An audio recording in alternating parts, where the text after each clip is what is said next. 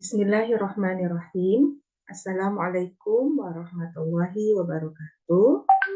Apa kabar anak-anak semuanya? Mudah-mudahan selalu dalam keadaan sehat walafiat.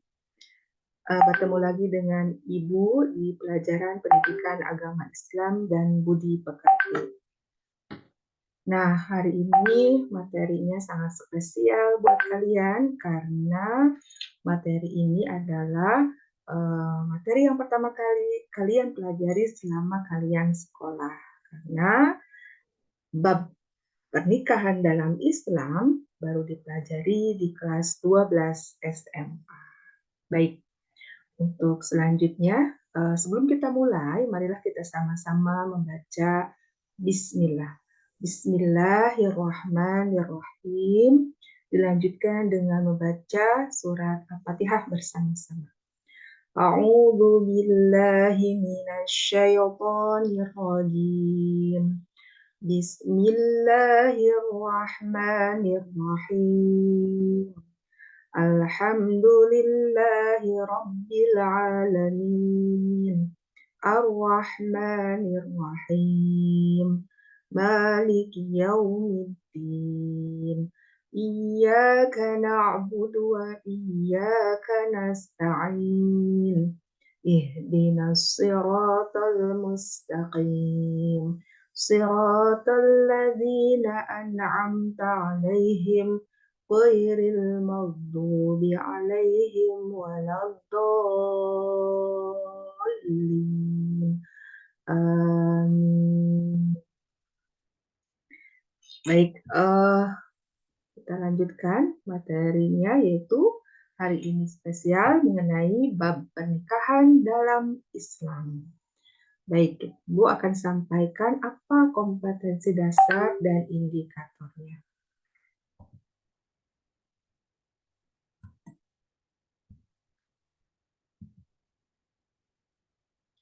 Nah, kompetensi dasar menganalisis dan mengevaluasi ketentuan pernikahan dalam Islam.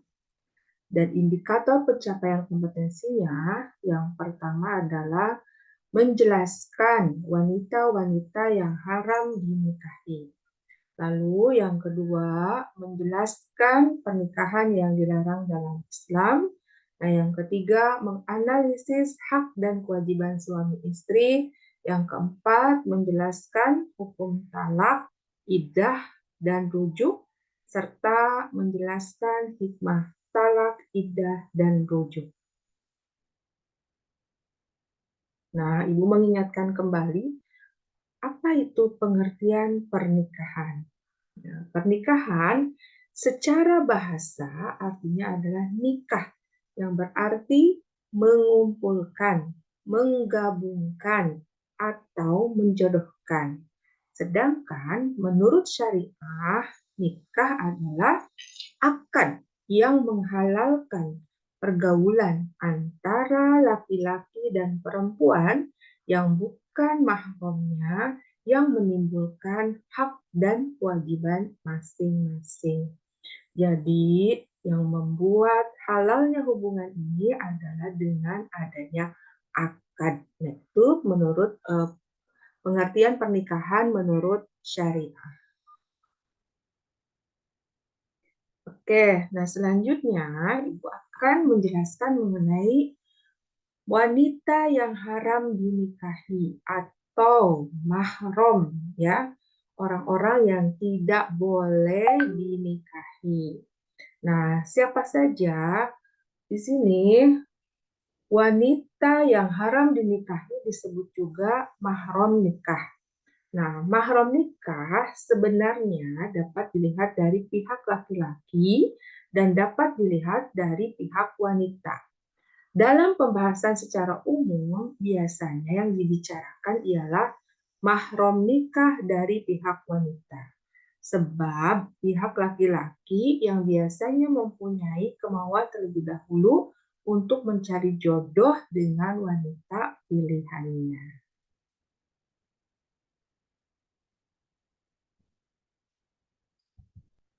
Selanjutnya ini adalah mahram, ya, bagan mahram yang dibagi menjadi 4 kelompok, itu mahram yang berdasarkan keturunan, pernikahan, persusuan, lalu dikumpul atau dimadu. Nah, ini yang keturunan diantaranya adalah ibu dan seterusnya ke atas. Ibu, nenek ya, terus ibunya nenek dan seterusnya ke atas. Terus ada anak perempuannya dan seterusnya ke bawah, saudara perempuan sekandung, bibi, saudara ibu, baik yang sekandung atau dengan perantaraan ayah atau ibu. Nah, yang kelima adalah bibi, saudara ayah, baik sekandung atau dengan perantaraan ayah atau ibu. Dan yang keenam adalah anak perempuan dari saudara laki-laki terus ke bawah. Sedangkan mahram menurut pernikahan adalah ibu istrinya atau mertua dan seterusnya ke atas. Lalu yang selanjutnya adalah rawabibah, yaitu anak tiri. Nah, yang ketiga, istri ayah dan seterusnya ke atas. Keempat, wanita-wanita yang pernah dinikahi oleh ayah, kakek sampai ke atas. Lalu yang kelima, istrinya anak laki-laki, istri anaknya yang laki-laki atau menantu. Ya, nah itu mahram berdasarkan pernikahan. Sedangkan berdasarkan persusuan adalah ibu yang menyusui saudara perempuan yang punya hubungan susuan. Gitu. Nah, yang selanjutnya adalah yang dikumpul atau dimadu, saudara perempuan dari istri, bibi perempuan dari istri, ponakan perempuan dari istri. Gitu. Oke. Selanjutnya adalah pernikahan yang tidak sah dan dilarang oleh Rasulullah SAW. Yang pertama adalah pernikahan mut'ah. Apa itu pernikahan mut'ah? Pernikahan mut'ah adalah pernikahan yang dibatasi oleh jangka waktu tertentu, baik sebentar ataupun lama. Nah, sedangkan pernikahan shigor adalah pernikahan dengan persyaratan barter tanpa pemberian mahar. Yang ketiga adalah pernikahan muhalil, itu pernikahan seorang wanita yang telah ditalak 3 oleh suaminya, yang karena diharamkannya untuk rujuk kepadanya, kemudian wanita itu dinikahi laki-laki lain dengan tujuan untuk menghalalkan dinikahi oleh mantan suaminya. Itu ya, ini pernikahan muhalil. Nah, pernikahan yang tidak sah diantaranya lagi adalah pernikahan orang yang ihram. Nah, pernikahan orang yang sedang melaksanakan ihram haji atau umroh, serta belum memasuki waktu tahallul. Nah, yang berikutnya adalah pernikahan dalam masa iddah, yaitu pernikahan di mana seorang laki-laki menikah dengan seorang perempuan yang sedang dalam masa iddah, baik karena perceraian ataupun karena meninggal dunia. Yang berikutnya ada ya, yang berikutnya lagi adalah pernikahan tanpa wali, yaitu pernikahan yang dilakukan seseorang laki-laki dengan seorang wanita tanpa seizin walinya. Ini tidak sah ya. Nah, apalagi yang termasuk ke dalam pernikahan tidak sah, yaitu pernikahan dengan wanita kafir selain wanita ahli kitab, lalu menikahi mahram. Oke, nah itu tadi pernikahan yang tidak sah. Selanjutnya apa saja hak dan kewajiban suami istri. Nah, dengan berlangsungnya akad nikah, maka memberikan konsekuensi adanya hak dan kewajiban suami istri yang mencakup 3 hal, yaitu kewajiban bersama antara suami dan istri, kewajiban suami istri, dan kewajiban istri terhadap suami. Sekarang, apa saja hak dan kewajiban suami istri? Ini hak bersama ya, kewajiban bersama. Nah, kewajiban bersama itu diantaranya adalah memelihara dan mendidik anak dengan sebaik-baik. Ini tugas bersama. Lalu, berbuat baik terhadap mertua, ipar, dan kerabat lainnya, baik dari suami atau istri. Yang berikutnya lagi adalah setia dalam hubungan rumah tangga dan memelihara keutuhannya dengan berusaha melakukan pergaulan secara bijaksana, rukun, damai, dan harmonis. Lalu saling membantu antara keduanya. Lalu juga menjaga penampilan lahiriah dalam rangka merawat keutuhan cinta dan kasih sayang di antara keduanya. Ini kewajiban bersama suami istri. Ya, selanjutnya adalah apa kewajiban suami terhadap istri? Pertama, menjadi pemimpin, memelihara dan membimbing keluarga lahir dan batin. Kedua, memberi nafkah pakaian dan tempat tinggal kepada istri, anak-anaknya sesuai dengan kemampuan yang diusahakan secara maksimal. Lalu yang ketiga, bergaul dengan istri secara makruf dan memperlakukan keluarganya dengan cara baik. Keempat, masing-masing anggota keluarganya, terutama suami dan istri, bertanggung jawab sesuai dengan fungsi dan perannya masing-masing. Nah, kelima, memberi kebebasan berpikir dan bertindak kepada istri sepanjang sesuai dengan norma, ya. Lalu selanjutnya adalah talak, ya. Nah, kita ke pengertian talak. Apa sih itu talak? Nah, menurut bahasa, talak itu berarti melepas ikatan. Sedangkan menurut istilah, talak itu adalah ikatan pernikahan dengan lafal talak. Apa sih asal hukumnya talak? Itu adalah makruh, merupakan perbuatan yang dibenci oleh Allah Subhanahu wa taala. Nabi Muhammad SAW bersabda, perbuatan halal tetapi paling dibenci Allah adalah talak. Hadis riwayat Abu Dawud.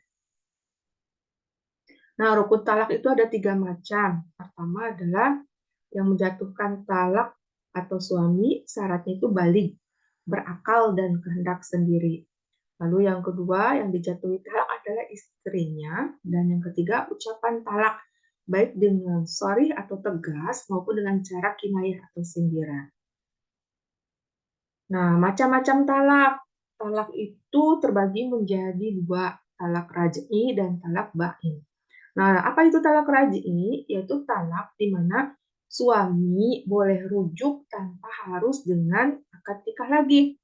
Talak raj'i ini dijatuhkan suami kepada istrinya untuk pertama kali atau kedua kalinya, dan suami boleh rujuk kepada istri yang telah ditalaknya selama masih dalam masa iddah. Lalu apa itu talak bain? Talak bain dibagi menjadi 2 macam, yaitu talak bain sugro dan talak bain kubro. Oke, nah selanjutnya adalah iddah. Apa itu iddah? Secara bahasa, iddah adalah ketentuan. Sedangkan menurut istilah, iddah ialah masa menunggu bagi seorang wanita yang sudah dicerai suaminya sebelum ia menikah dengan laki-laki lain. Masa iddah ini dimaksudkan untuk memberi kesempatan kepada bekas suaminya apakah dia akan rujuk atau tidak. Nah, lamanya masa iddah itu berbeda-beda ya. Untuk wanita yang hamil, masa iddahnya itu sampai melahirkan. Nah, untuk yang wanita tidak hamil, ketika ditinggal meninggal suaminya itu 4 bulan 10 hari. Sedangkan untuk wanita yang dicerai suaminya, sedang ia dalam keadaan haid, maka masa iddahnya itu 3 kali quru atau 3 kali masa suci. Nah, wanita yang tidak haid atau belum haid, masa iddahnya itu selama 3 bulan. Kalau wanita yang dicerai sebelum dicampuri suaminya, maka baginya tidak ada masa iddah. Nah, pengertian selanjutnya adalah materi selanjutnya itu mengenai rujuk. Mungkin pernah dengar ya kalian rujuk. Apa itu rujuk? Nah, rujuk artinya itu kembali. Maksudnya ialah kembalinya suami istri pada ikatan perkawinan setelah terjadi talak raj'i dan masih dalam masa iddah. Oke, kita lanjut lagi hukum rujuk. Hukum rujuk itu mubah, haram, makruh, sunnah, wajib. Tuh, lanjut. Nah ini apa sih hikmah pernikahan itu? Nah, hikmah pernikahan ya Nikah itu disyariatkan Allah Subhanahu wa taala melalui Al-Qur'an dan Rasul-Nya. Nah, seperti dalam uraian tadi ya, hikmah yang sangat besar untuk keberlangsungan hidup manusia ya, diantaranya adalah pertama, terciptanya hubungan antara laki-laki dan perempuan yang bukan mahram dalam ikatan yang suci dan halal serta diridhoi oleh Allah Subhanahu wa taala. Lalu yang kedua, mendapatkan keturunan yang sah dari hasil pernikahan. Yang ketiga, terpeliharanya kehormatan suami istri dari perbuatan zina. Keempat, terjalinnya kerjasama antara suami dan istri dalam mendidik anak dan menjaga kehidupannya. Dan yang kelima, terjalinnya silaturahim antar keluarga besar pihak suami dan pihak istri. Ya, nah itu hikmah pernikahan. Mudah-mudahan materi pada hari ini bermanfaat buat kalian. Persiapan untuk suatu saat kalau kalian setelah dewasa nanti hendak menikah ya. Karena materi ini sangat penting. Mudah-mudahan bermanfaat. Terima kasih. Kita tutup pertemuan kali ini dengan mengucapkan hamdalah. Alhamdulillahirabbil alamin dan istighfar 3 kali. Astagfirullahalazim, astagfirullahalazim, astagfirullahalazim. Subhanaka Allahumma wa bihamdika asyhadu an la ilaha illa anta astagfiruka wa atubu ilaik. Terima kasih. Wassalamualaikum warahmatullahi wabarakatuh.